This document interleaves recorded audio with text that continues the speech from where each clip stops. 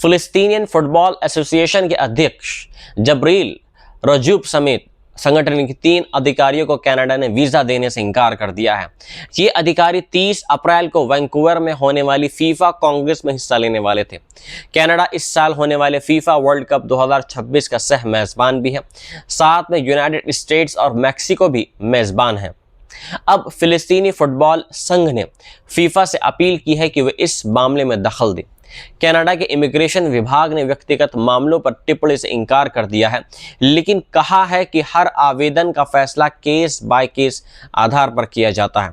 Reports के मुताबिक जबरील रजूब FIFA Congress में इजराइल द्वारा वेस्ट बैंक में फुटबॉल मैच आयोजित करने का मुद्दा उठाने वाले थे। वेस्ट बैंक को संयुक्त राष्ट्र अवैध कब्जा वाला क्षेत्र मानता है। पिछले महीने फीफा ने 2024 की शिकायत पर जांच के बाद कहा था कि वेस्ट बैंक की कानूनी स्थिति जटिल और अनसुलझा एक मुद्दा है, इसलिए वह कोई कार्रवाई नहीं करेगा। इस बीच फरवरी में कई मानवाधिकार और खेल संगठनों ने इंटरनेशनल क्रिमिनल कोर्ट में 120 पन्नों की शिकायत दायर की है, जिसमें फीफा अध्यक्ष गियानी इन्फेंटिनो और अलेक्जेंडर कैफरीन पर आरोप यह लगाया गया है कि वे कब्जे वाली जमीन पर इजरायली क्लबों को खेलने की मंजूरी देकर युद्ध अपराधों में मदद कर रहे हैं। दूसरी तरफ ये एक मामला ऐसे समय में सामने आया है जब अमेरिका में भी फीफा वर्ल्ड कप 2026 को लेकर चिंता और ज़्यादा बढ़ गई है। टिकटों की महंगी कीमतें, विदेशी यात्रियों पर सख्त निगरानी, सोशल मीडिया जांच और आईसीई की कार्रवाइयों ने माहौल को तनावपूर्ण बना दिया है। कुछ लोगों के सिर्फ फ़ोन में अमेरिकी सरकार की आलोचना मिलने पर प्रवेश से रोका गया है, जबकि कुछ को डिटेंशन सेंटरों में हफ्तों रखा गया है। दिसंबर में व्हाइट हाउस की वर्ल्ड कप टास्क फोर्स से जुड़े एंड्रयू गुलानी ने ये तक कहा था कि गैर अमेरिकी नागरिकों को स्टेडियमों में आईसी रेड से पूरी सुरक्षा की गारंटी नहीं दी जा सकती। यानी अब फुटबॉल का सबसे बड़ा टूर्नामेंट सिर्फ खेल नहीं, बल्कि राजनीति, मानवाधिकार, वीजा नियमों और अंतर्राष्ट्रीय विवादों का मंच बनता जा रहा है। अमेरिका और ईरान के बीच अब एक और बड़ी सैन्य खबर सामने आई है। अमेरिकी नौसेना ने पुष्टि की है कि उसका एक बेहद महंगा जासूसी ड्रोन MQ-4C ट्रिटन फारस की खाड़ी में दुर्घटनाग्रस्त हो गया। ये ड्रोन 9 अप्रैल को मिशन के बाद गायब हो गया था और अब अमेरिकी नौसेना की सेफ्टी रिपोर्ट में उसकी तस्दीक कर दी गई है। रिपोर्ट्स के अनुसार सुरक्षा कारणों से हादसे की सटीक जगह नहीं बताई गई है, लेकिन कई ओपन सोर्स इंटेलिजेंस जानकारों का कहना है कि यह ड्रोन पर्शियन गल्फ में गिरा है जब ये स्ट्रेट ऑफ हार्मोन्स के ऊपर मिशन पूरा कर वापस लौट रहा था। बताया जा रहा है कि ड्रोन इटली के नवल एयर स्टेशन सिगोनाला बेस की ओर जा रहा था, जो सिली में स्थित है। अब ये साफ नहीं है कि ड्रोन को मार गिराया गया है या तकनीकी खराबी इसमें आई थी जिसकी वजह से ये क्रैश हुआ है। अमेरिकी यूएस सेंट्रल कमांड ने इस मामले पर सवालों का जवाब नहीं दिया है और ना ही ये बताया है कि ड्रोन को वापस लाने की कोई कोशिश होगी या नहीं। ये ड्रोन कोई मामूली विमान नहीं था। नॉर्थ्रॉप ग्रामन द्वारा निर्मित MQ-4C ट्रिटन की कीमत लगभग $238 बिलियन बताई जाती है। ये 50,000 फीट से अधिक ऊंचाई पर उड़ सकता है, 24 घंटे से ज़्यादा लगातार मिशन कर सकता है और इसकी रेंज 7,400 नॉटिकल माइल है। इसका उपयोग खुफिया जानकारी जुटाने, समुद्री निगरानी, सर्च एंड रेस्क्यू और कम्युनिकेशन रिले के लिए किया जाता है। अमेरिकी नौसेना के पास ऐसे लगभग 20 ड्रोन बताए जाते हैं। रिपोर्ट्स के मुताबिक फरवरी में अमेरिका और इजराइल द्वारा ईरान पर संयुक्त हमलों के बाद अब तक 1 दर्जन से ज्यादा महंगे अमेरिकी ड्रोन नष्ट हो चुके हैं। द वॉल स्ट्रीट जर्नल के अनुसार इनमें से लगभग 12 ड्रोन ईरानी मिसाइलों या जमीनी हमलों में खो गए हैं, जबकि 1 ड्रोन गलती से खाड़ी के ही किसी सहयोगी देश ने मार गिराया है। ये घटना दिखा रही है कि स्ट्रेट ऑफ हार्मोन्स और फारस की खाड़ी में तनाव कितना खतरनाक लेवल पर पहुंच चुका है, जहां अब दुनिया की सबसे उन्नत तकनीक भी सुरक्षित नहीं दिखाई दे रही है।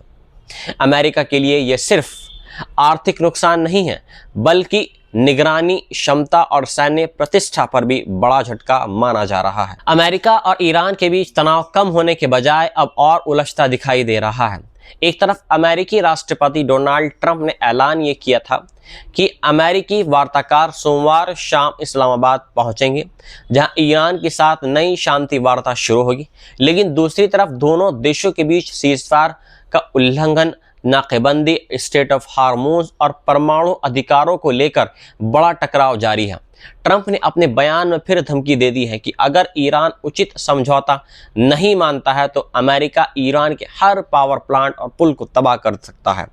उधर ईरान ने साफ तौर पर संकेत दे दिए हैं कि वे अभी वार्ता के लिए पूरी तरीके से तैयार नहीं है। ईरानी संसद अध्यक्ष मोहम्मद बाकर गलीबाफ ने कहा है कि दोनों पक्षों की मांगों में अभी भी बहुत बड़ा अंतर है और अंतिम समझौते से पहले काफी दूर है।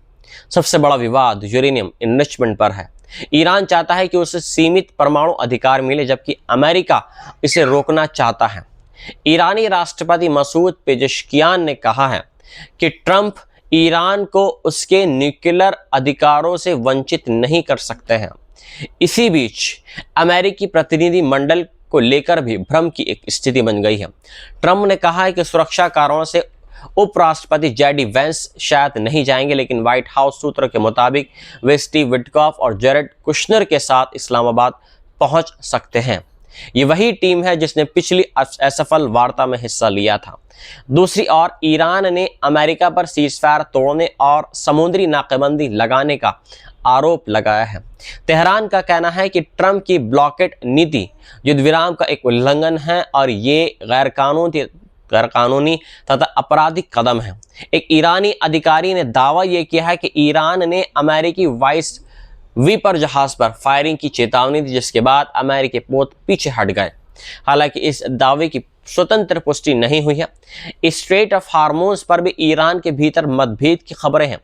कहा यह जा रहा है कि राजनीतिक धड़ा बातचीत आगे बढ़ाने के लिए पाबंदियों में नरमी चाहता है, जबकि सैन्य कट्टरपंथी गुट इसका विरोध कर रहे हैं, यानी IRGC इसका विरोध कर रही है। यानी तेहरान के अंदर भी शक्ति संघर्ष के संकेत मिल रहे हैं।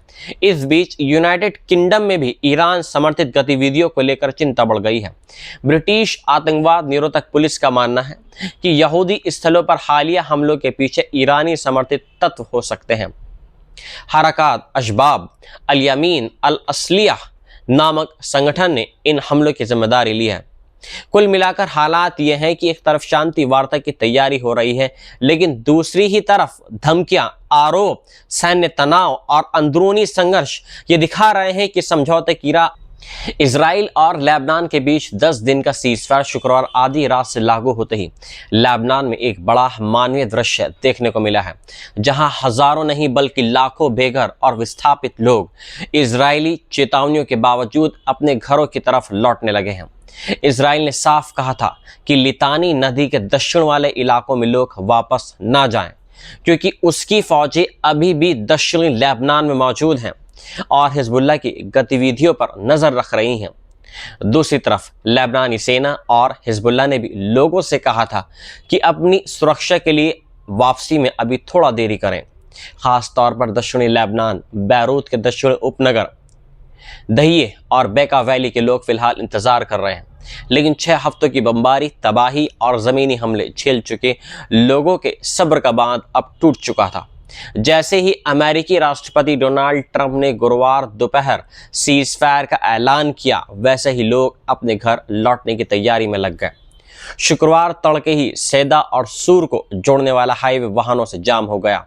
कारों में लोग, उनके सामान, बिस्तर, गद्दे और जरूरी चीजें भरी हुई थी और सबका रुख दक्षिण की तरफ था। काश्मीर इलाके में लोग लितानी नदी पार करने के लिए उस अस्थायी रास्ते से गुजरते दिखे जिसे युद्ध विराम लागू होते ही जल्दी बनाया गया, क्योंकि इजराइल ने एक दिन पहले ही काश्मीर ब्रिज को उड़ा दिया था, जो दक्षिण लेबनान को बाकी हिस्सों से जोड़ने वाला आखिरी अहम पुल था। लेबनानी सेना ने कई क्षतिग्रस्त पुलों को आंशिक तौर पर खोलने की कोशिश की और बुलडोजरों की मदद से बमबारी से बने गड्ढों को भरा गया, ताकि मोटरसाइकिलें और कारें एक एक करके गुजर सके। पूर्वी हिस्से में जरिए और तैयार फिलिए की तरफ वैकल्पिक सड़कें खोली गई और ताकि ट्रैफिक का दबाव कम हो सके। हालांकि कई मुख्य रास्ते अभी भी बंद हैं। इस बीच बैरूत के दक्षिणी इलाके तयूने में एक अलग ही मंजर था। वहां बहुत से विस्थापित लोग अपने टेंटों में अभी भी रुके रहे। कुछ टेंट खोल दिए गए थे, लेकिन कई अब भी वैसे ही खड़े थे। वजह साफ थी, लोग घर तो लौटना चाहते हैं लेकिन उन्हें भरोसा नहीं कि हालात सचमुच सुरक्षित हैं। एक अस्थायी दुकानदार ने कहा कि लोग दहिये जाकर अपने घरों की हालत देखना चाहते हैं लेकिन वे पूरी तरह निश्चिंत नहीं हैं, इसलिए अपने टेंट अभी हटाए नहीं गए हैं ताकि ज़रूरत पड़ने पर फिर लौट सकें। वहां बैठे लोगों ने बस इतना कहा कि लोग बेहद थक चुके हैं। एक बुजुर्ग महिला जैनब ने कहा कि कौन चाहेगा कि वे इस तरह टेंट में रहें। हम अपने गांव, अपने शहर लौटना चाहते हैं लेकिन रास्ता बहुत लंबा है, खतरा भी है, फिर भी हमारा दिल, हमारी रूह दशरों में ही है। इसी भावना ने हजारों लोगों को चेतावनियों के बावजूद वापसी पर मजबूर कर दिया। हालांकि सीज़फायर काफ़ी हद तक लागू दिखा लेकिन इसके प्रभावी होने के बाद भी कुछ घंटों तक इजरायली गोलीबारी दक्षिणी लेबनान के कुछ हिस्सों में जारी रही। हिजबुल्लाह ने भी बयान देकर कहा कि वे पूरी तरह सतर्क हैं और किसी भी दक्षिणी उल्लंघन की स्थिति में उसका हाथ ट्रिगर पर है। सीज़फायर लागू होने से कुछ ही पल पहले इजराइल ने दक्षिणी शहर सूर में एक रिहायशी इमारत पर हमला किया है जिसमें 11 लोग मारे गए हैं और 35 लोग घायल बताए जा रहे हैं। कई लोग अभी भी मलबों के नीचे लापता बताए जा रहे हैं और राहत बचाव अभियान अभी भी जारी है। लेबनान की हेल्थ मिनिस्ट्री के मुताबिक 2 मार्च से शुरू हुए इस संघर्ष में अब तक कम से कम 2294 लोग मारे जा चुके हैं, जिनमें 100 राहत कर्मी और स्वास्थ्य कर्मी भी शामिल हैं, जबकि 7000 के आसपास लोग घायल बताए जा रहे हैं। पूरे देश में लगभग 12 लोग विस्थापित हो चुके हैं। यानी सीज़फायर ने लोगों को घर लौटने की उम्मीद तो दी है लेकिन ज़मीन पर तबाही इतनी गहरी है कि राहत के साथ हर डर भी मौजूद है। लोग वापस ज़रूर जा रहे हैं लेकिन उनके सामने सवाल ये है कि क्या उनके घर अभी भी बचे हैं, क्या रास्ते सुरक्षित हैं और क्या ये युद्ध विराम टिकेगा भी या नहीं, अभी भी बेहद कठिन है। एक इजरायली एक्सपर्ट्स ने दावा ये किया है कि अगर ईरान अब इजराइल का सबसे बड़ा दुश्मन नहीं रहता है तो उसकी जगह पाकिस्तान या तुर्की ले सकता है। इजरायली अखबार मारीव में छपे एक लेख में जानकार बोआज गोलानी ने लिखा है कि क्षेत्र में रेत खिसक रही है और ईरान के खिलाफ जारी जंग के बाद ताकत का संतुलन बदल सकता है। उनके मुताबिक अली खामनेई के दौर में ईरान ने 3 दशकों तक इजराइल के सबसे बड़े विरोधी की भूमिका निभाई है, लेकिन हालिया युद्ध और आर्थिक संकट ने ईरान की सैन्य क्षमता को कमज़ोर कर दिया है, इसलिए अब कोई नया देश इस जगह पर आ सकता है। उन्होंने 2 नाम बताए हैं, तुर्की और पाकिस्तान। लेख में कहा गया है कि दोनों बड़े मुस्लिम देश हैं, बड़ी आबादी यहाँ पर रहती है, मजबूत सेनाएं हैं और दोनों के अमेरिका से अच्छे रिश्ते भी हैं। जानकारों का यह भी मानना है कि यही वजह है कि फ्यूचर में इनमें से कोई एक इजराइल का बड़ा क्षेत्रीय प्रतिद्वंदी यानी मुखालिफ बन सकता है। दूसरी तरफ इजराइल और तुर्की के बीच पिछले दिनों तनाव काफी बढ़ चुका है। बेंजामिन नेतन्याहू ने रेसेप तैयब एर्दोगन पर तीखे आरोप लगाए हैं, जबकि गजा युद्ध और सीरिया में प्रभाव को लेकर दोनों देशों के बीच पहले से खींचतान चल रही है। माना यह जा रहा है कि सीरिया आने वाले समय में इस प्रतिस्पर्धा का केंद्र बन सकता है। वहीं पाकिस्तान ने ईरान युद्ध के दौरान मध्यस्थता की भूमिका निभाकर इंटरनेशनली लेवल पर अपनी मौजूदगी दिखाई है। पाकिस्तान के रक्षा मंत्री ख्वाजा आसिफ ने हाल ही में इजराइल को बुराई और इंसानियत पर अभिशाप यानी उसको एक कर्ज किया था, उसको बद्दुआ दी थी, जिससे चर्चा और तेज हो गई है। लेख में ये भी चेतावनी दी गई है कि इजराइल को तैयार रहना चाहिए कि ईरान संघर्ष खत्म होने के बाद तुर्की या पाकिस्तान में से कोई एक उसके सामने नई चुनौती बन सकता है। साथ ही कहा गया है कि इस स्थिति में इजराइल की सबसे बड़ी ताकत अमेरिका से उसका रिश्ता ही रहेगा।